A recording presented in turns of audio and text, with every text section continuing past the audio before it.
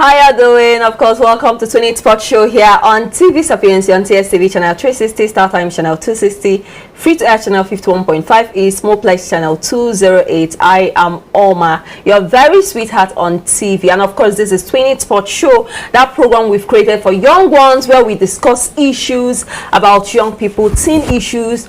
Of course, we intend encouraging them, inspiring them to become amazing individuals. As usual, I can't be alone on the show. If at any time you find me alone on the show, just know that it is something extraordinarily different. So I have with me Victor Merak from Personal School of Learning. Yeah, glad to have you here with us. Thank you so much, ma'am. I'm excited to be here with you. I'm always excited to be here with you. And yes, we'll be talking about something very important. Wow. You know, school just started, Yeah. okay? And a lot of students, they will need tips here and there, Okay. tips that will help them to become better than they were the previous term. Sure. And when I was thinking about this topic that we're going to discuss today, as a student, I remember, Okay. you know, those times you're in class, a teacher comes into your class and the teacher is teaching, especially that subject that you're not really so good at. Yeah. That subject that it's quite difficult. You're struggling to concentrate. Your mind is, my secondary school, there is this place where they usually fry potatoes. Wow. Yes. we call it ora potato. Okay. Ora potato. So this woman, she usually fry potatoes. So whenever a teacher is teaching and she notices that we're not concentrating, she'll say, remove your mind from ora potato, concentrate on the class. Okay. So we are talking concentration today. Yeah. How a student can actually concentrate while studying in school, during lessons in school, and of course at home. From your experience, having handled students for quite some time right now, how do you think, what can you advise? What are the tips? Am I asking so many questions at the same time? Let's take it one step at a time. Okay, let's start with how.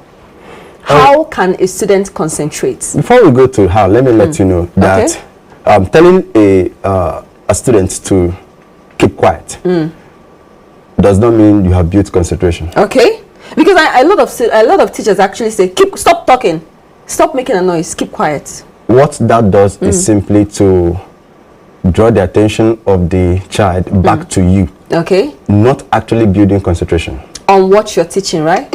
Concentration is a personal work. Okay. It must first of all begin from the person's decision. Okay. Whether you force somebody, flog somebody to, what you successfully did was just to call the person's attention to you. Then when you say stop making noise, you just succeeded in bringing tranquility in the class. Concentration is a product of the mind. Okay. And it is not something somebody does for you. It is what you decide to do for yourself. And I always teach in my trainings that the best way to concentrate is not telling somebody to flog you to concentrate or to tell you, look, no. It is what you tell yourself that you need to do for yourself. Because psychologically, once your mind agrees with what you decided, concentration will happen. Okay, now, you know, we are talking to students, JS1, JS2, down to through to SS3, all right, and even younger adults. Now, for someone in JS1, okay, is that person old enough to tell, is the mind that advanced enough to decide, I need to concentrate in class, I need to pay attention to my teacher? Okay, I think that's the reason why I want to explain something. Yeah. There are, like I said first, is that concentration is what you do. It's a personal thing. Personal decision. Okay. So it starts from there. Okay. It is not the teacher. Okay. Now, I'm here to tell you the 3 basic works that every student must do personally to help him or her. Whether you're a JS student or an SS student. I have students that I train, they are JS. I even have primary 6. Oh, really? And so what I do is that I sit with them to teach you. Now listen. Now the first work you have to do is what we call pre-work. Pre-work. Let me just list the 3. Pre-work, present work, and post-work. Pre-work, present work, and post-work. Let's get started. Now, pre-work is what you do before you enter the class. Okay. Now, what is that prayer work?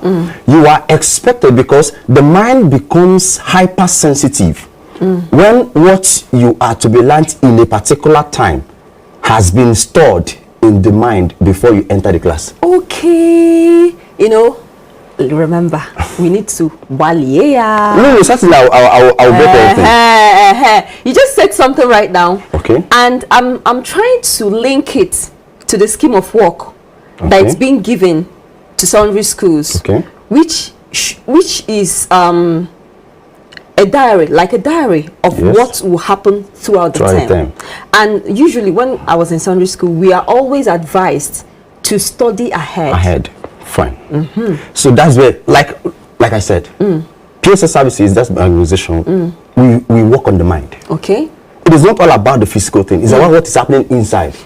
Now, the prayer work is saying, study, put the information that you will be taught today. Put the information in your mind region. Okay. Yesterday. Yeah. When you do that, it means that according to neuroscience, once you read, the information drops in your mind region. When the information comes again, it thickens the mind. And once it thickens, the more it thickens, the more focused or interested you are in that particular thing. Why? Because you've had it before and it is coming again. So once it's come the second time, it makes the mind hypersensitive. What I mean by hypersensitive is that it makes the mind so set to grab what you want to say.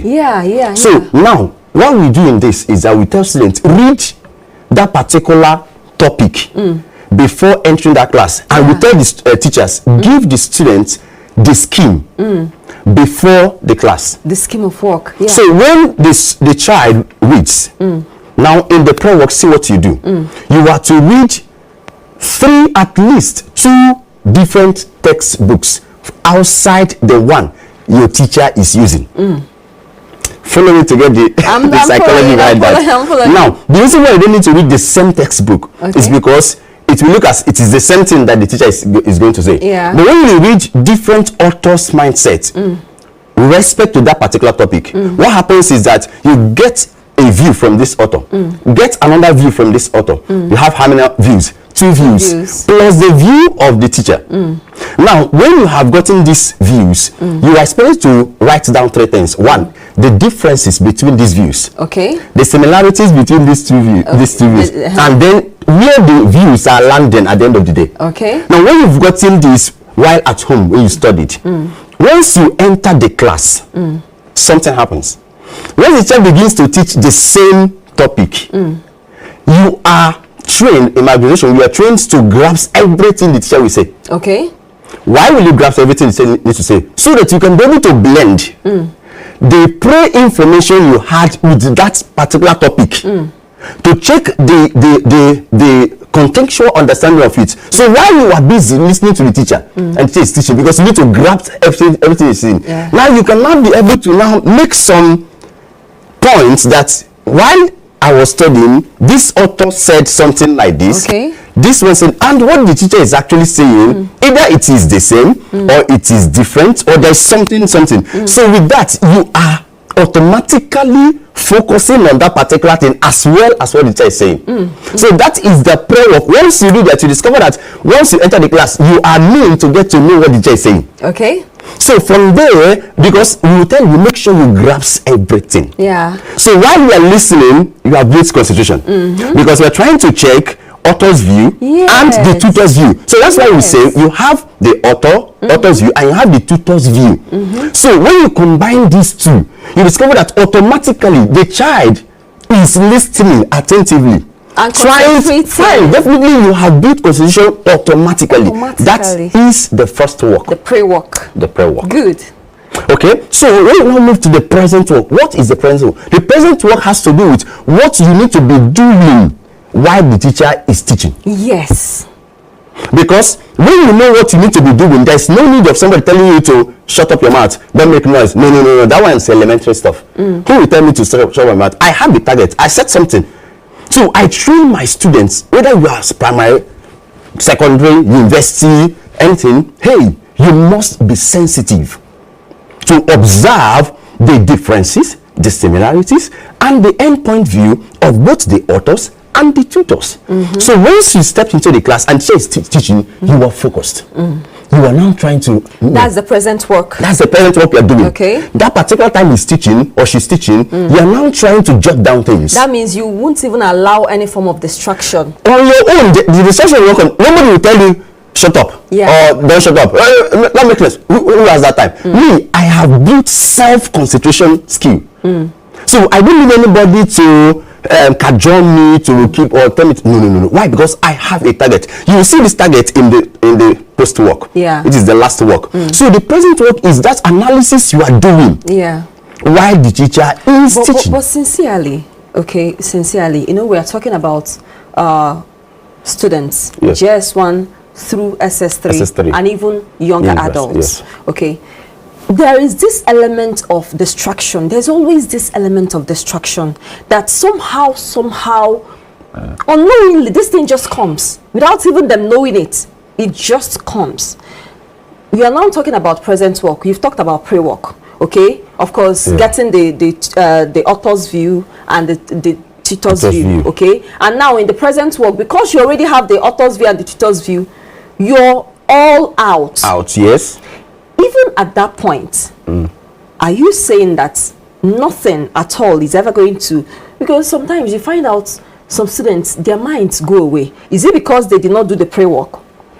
If you did not garbage anything inside your mind region, you'll be less busy. Okay.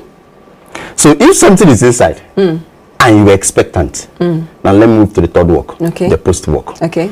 The post work becomes beautiful when you are able to follow the instruction. Okay. Serious students will always follow this. That's why I will tell you, if you want me to work on you, tell me. Even if you are not serious, I will make you to be serious. You just said something that struck a chord right now. Okay.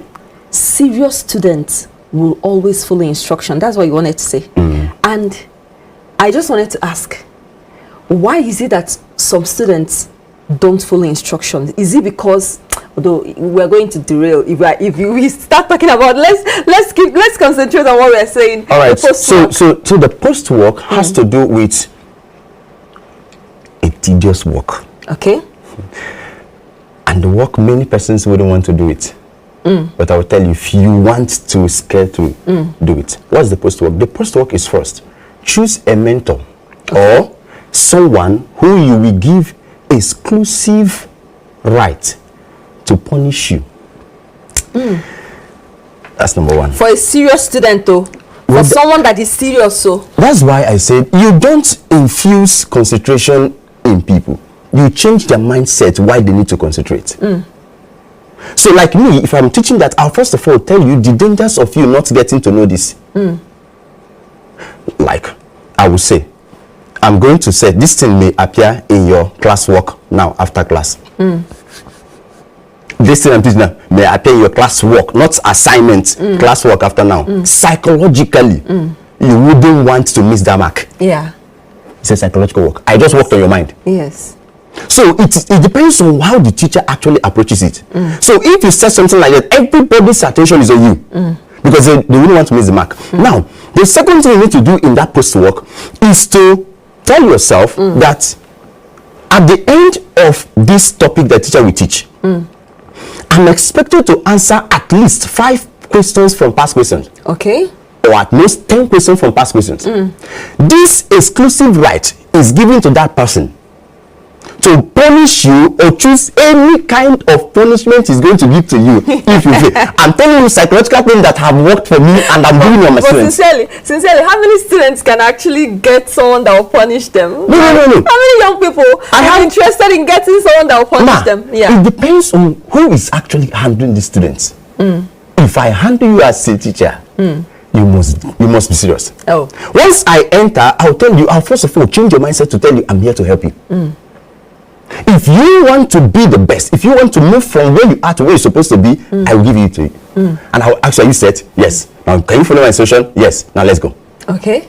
And once I say, like, everybody wants to be the best, even the people that are doing well, they want to focus, they want to join the train. Yeah. And so once I say it like that, they will say, okay, I choose this person, I choose this person. Why? Because I've changed their mindset to tell them the dangers of not getting to know this thing. The mark you're going to lose for not knowing this thing. and stuff like that. So that actually goes first inside, change the perception. Okay.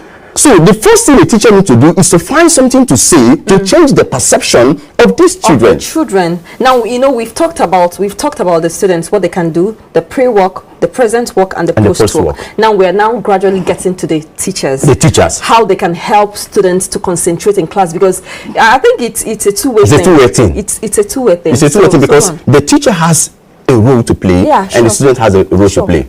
Now, from the teacher's own is building up something he needs to say, because what makes somebody to act the way he does is a prior information. Okay. That prior information, he understood or she understood, it became a knowledge, and once it becomes a knowledge, it becomes a thought hedge or thought pattern. But let me ask this question. Yeah.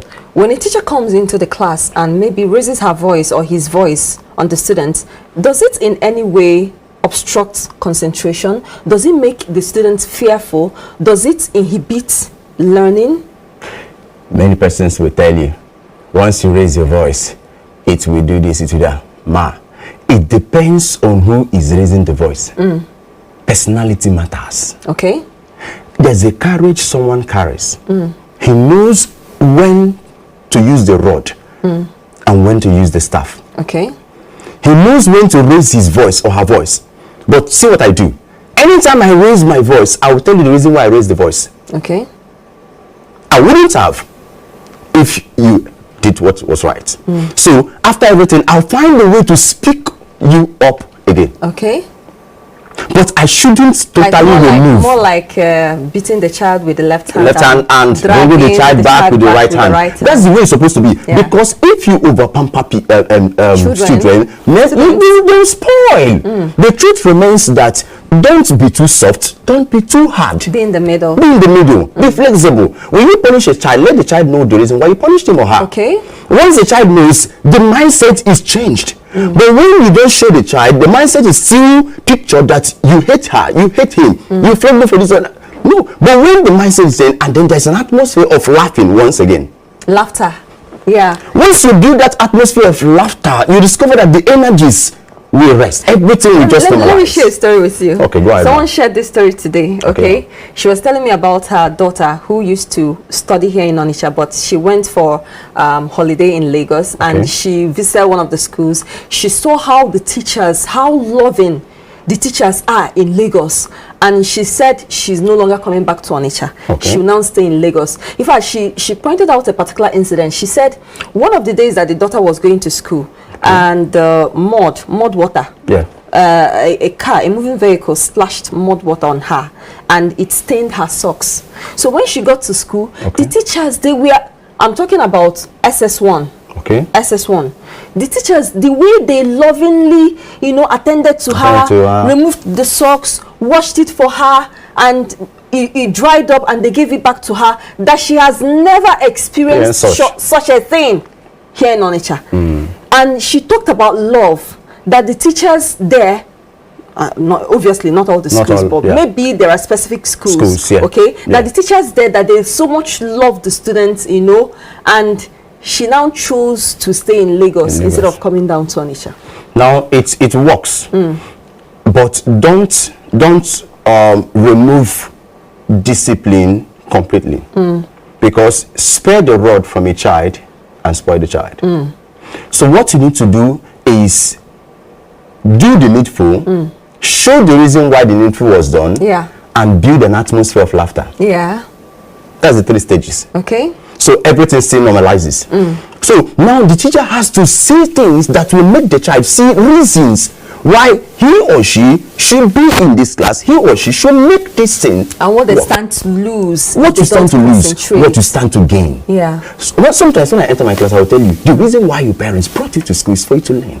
If at the end of the day, this particular topic, you didn't learn anything, work done is 0. So what will you tell your mom when you get back home? Mommy won't be happy, daddy won't be happy. So you must go home with something. So what about themselves? What's the impact? Because, they're in school because daddy, mommy sent them to school to learn. What about themselves? The impact of being in school?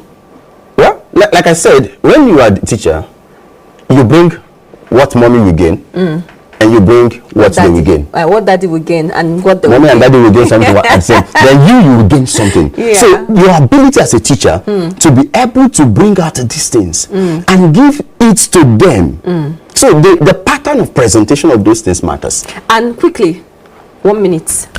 We just have like 3 minutes to the end of the program. So 1 minute. Can you really say what the parents can actually do to help a child concentrate? Well, one of the things that the parents should do is make sure that you call up the child when necessary to study. Okay. Then secondly is do the work of also encouraging them to know the importance of what they are learning. Once you do it and they know it from the home, coming to school will be easier because they will always let you know, mommy told me that. Yeah. I'm aware, daddy told me that. Yes. So they learned it from home and then coming to school, it will be easier for the teacher to even flow. Yeah.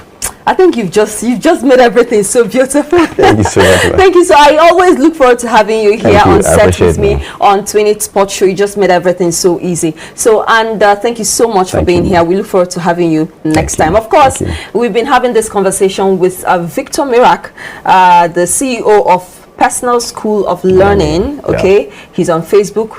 He actually teach schools. He mentors children, school students. He mentors them, and of course he trains teachers, right? Sure. And I follow you up on Facebook, and I'm really impressed with what you're doing. Thank you, and I always like having a bit of you here. Thank you. So always feel free and be here with us. Thank you so much. I think you said it all.